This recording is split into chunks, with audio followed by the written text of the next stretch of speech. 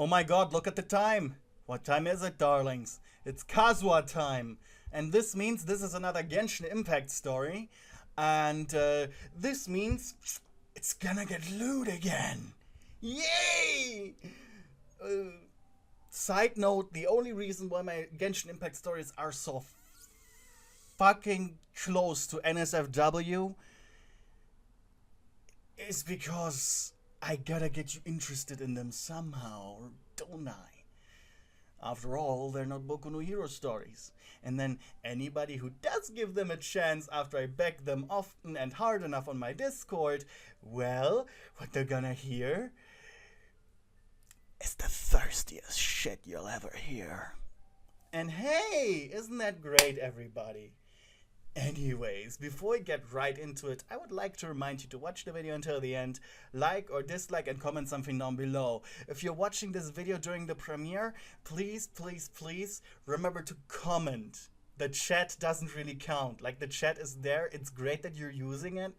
Hopefully, you could use it more. Again, remember to comment, because this way you enhance my standing in the YouTube algorithm, and the higher my standing in the YouTube algorithm, the more people will actually see my videos in their recommended, and hey, maybe they watch it, and my viewer base gets bigger, and the darling army grows. One more thing, and then we get into the story.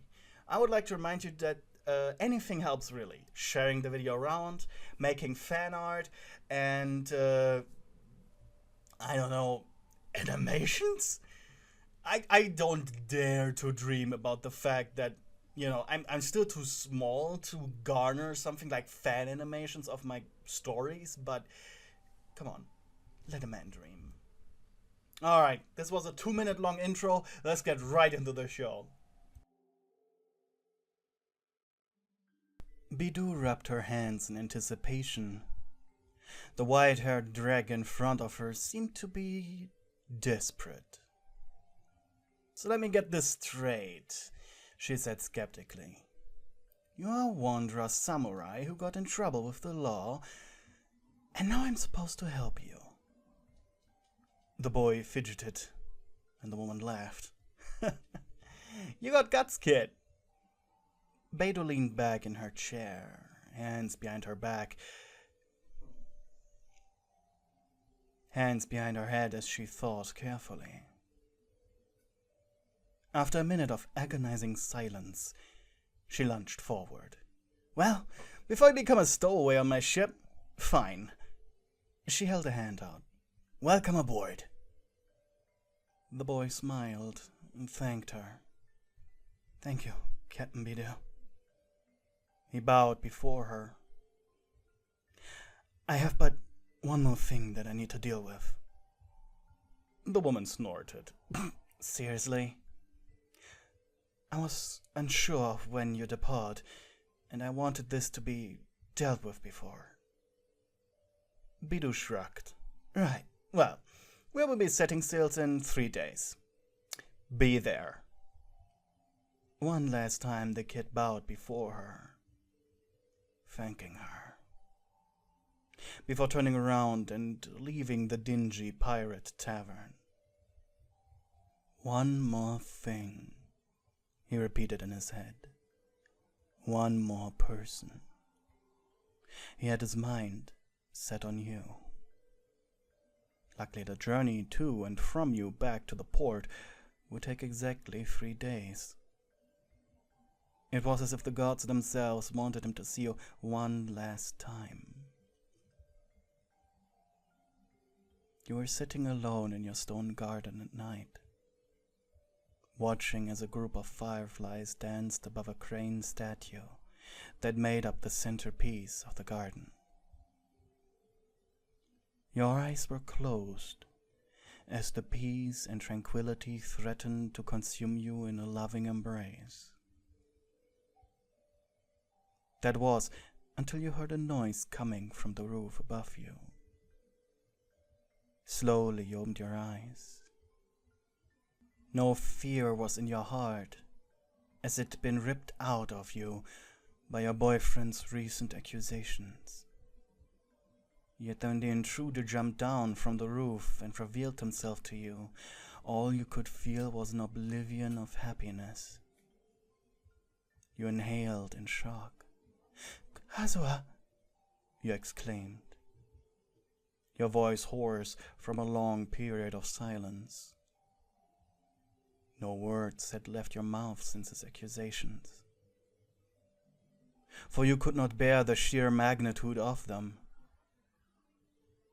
He combed a few loose strands of hair out of his face and approached you.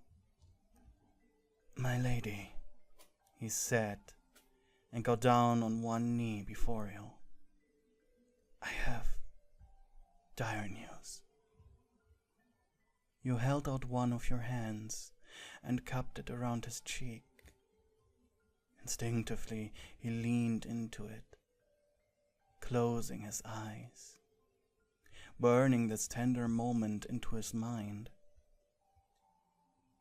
Your hand was so soft, so comforting. A comfort he felt he didn't deserve. You had met Kazuha many years ago. In fact, you had been childhood friends for so long, until he finally mustered up the courage to confess his feelings to you. It had been a magical day too, when the cherries blossomed, coating the world in a soft pink. You have replayed this memory in your head many times, desperately clinging to it, as if forgetting it would mean you'd lose a part of yourself. A part you didn't want to lose. To you, it represented innocence and romance. And you couldn't believe how people could have such a moment and such a feeling ever again. Just the thought of people throwing away all of their first moments for quick gratification was sickening to you. "Are the rumors true?" he asked quietly. "Yes," he said, and revealed a fading electrovision to you as a tear ran down his face. "There's a bounty on your head. You are a wanted man," you said. Still, you couldn't let go of him. Gently he took your hand. "I wish it was different." You looked away. You didn't want him to see your tears. "Why did you come here?" "I wanted to tell you things. Please." Finally, you let go of his face, only to bury it in your hands, trying to hide your tears. You looked away, heartbroken, but then sharply inhaled when suddenly you let yourself fall into him. He caught you and gently cradled you in his arms. "I've signed up on a ship that is traveling to Lewd." You sniffled. "I want you to come with me." Your eyes widened. "Kazuha," you said, perplexed. I can't." You were a noble woman after all, the daughter of a shogun. You could not leave, even if you wanted. Your father surely would commit seppuku for your treason, and that sin you could not bear. "You know I can't." His lips trembled. Of course, Kazuha knew that you would decline. But somewhere deep in his heart, he still hoped you'd say yes. Then he blushed. His heartbeat increased. And with a trembling voice he spoke. "Then grant me just one night with you." Your eyes widened at the thought. Kazuha, you said. You blushed hard and got up from him. Allowing for the two of you to stand, wordlessly, you went into your home. Allowing for the two of you to stand, and then wordlessly you went into your home. You just stood there, feeling dejected. But then you turned around and looked back at him. Are you coming or not? He gave you a pained smile before following you inside. Quietly you snuck through your estate into your private quarters. There, inside, you instantly fell into your lover's arms. At first exploring each other's bodies shyly. Soft touches, short, excited breaths. A feeling of pressure was building up behind your chest, and you could no longer take it. Moving your hands up from his hips to his gentle face, you pushed him onto your own, feeling his warm lips brush against yours. Both of you really had no idea of what to do, frankly, being too innocent and shy. Like a slow, methodical dance, you pushed each other onto your futon. Clumsily, you reached for the ribbon that was holding your kimono and unmade it. At the same time, you pressed your mouth further into his as you forced your tongue into his mouth. Strange. He tasted sweet, minty even. You suppressed a giggle. In expectation of this moment, he must have eaten mint jelly. You wondered what your mouth tasted like. He groaned as his tongue pushed past yours.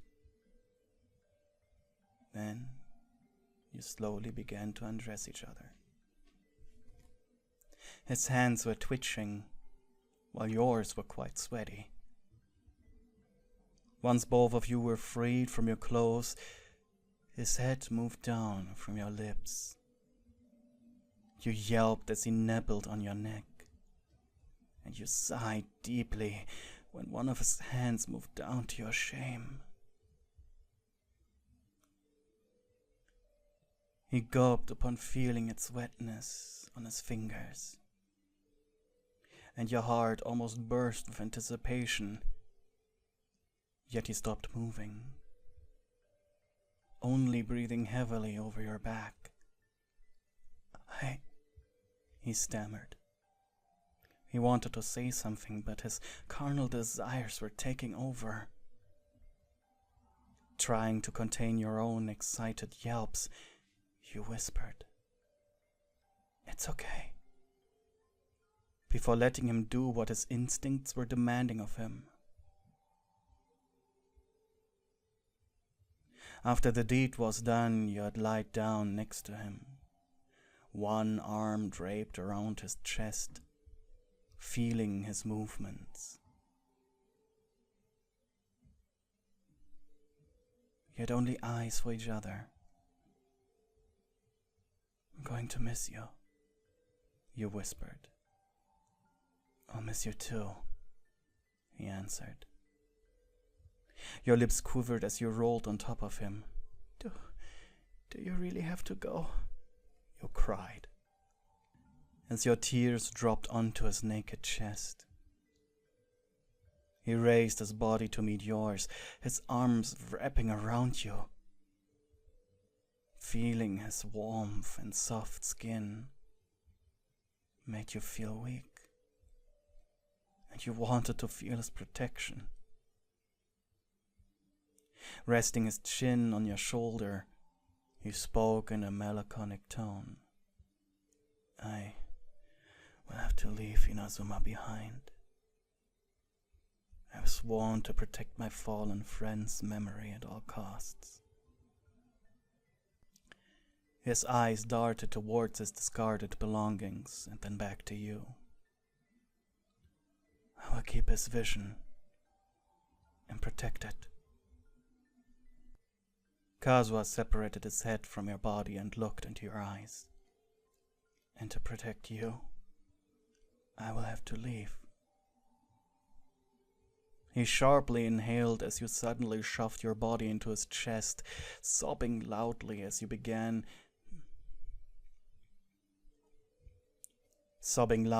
begged him to stay, saying that you could keep him safe, crying for mercy to the Archons in vain. Kazuha let himself fall back on your futon. Gently he combed through your hair until you closed your eyes and fell asleep. You awoke in the early morning. Kazuha was absent like a fading dream. Immediately broke out into tears as you grabbed your blanket and threw it around your back, rushing into the entrance hall of your estate. Luckily he was still there, getting ready to leave. You didn't waste any second and jumped him, wrapping yourself around him. "Please," you cried in desperation. "Why couldn't you have waited?" With one hand he brushed over yours. They're in a tight lock over his belt. "I thought it would be less painful. I apologize."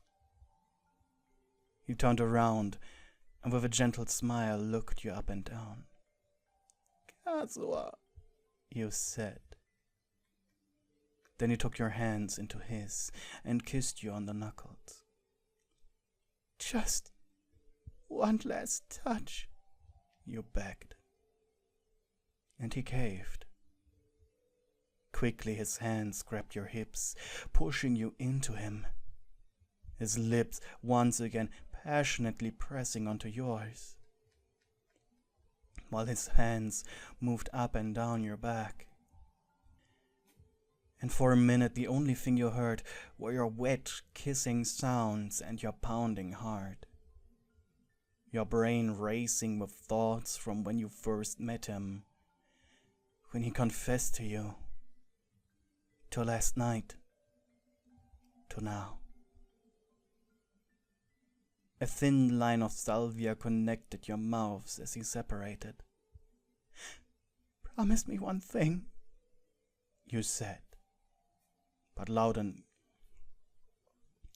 you said quietly, but loud enough for him to hear. "One day, please, come back to me."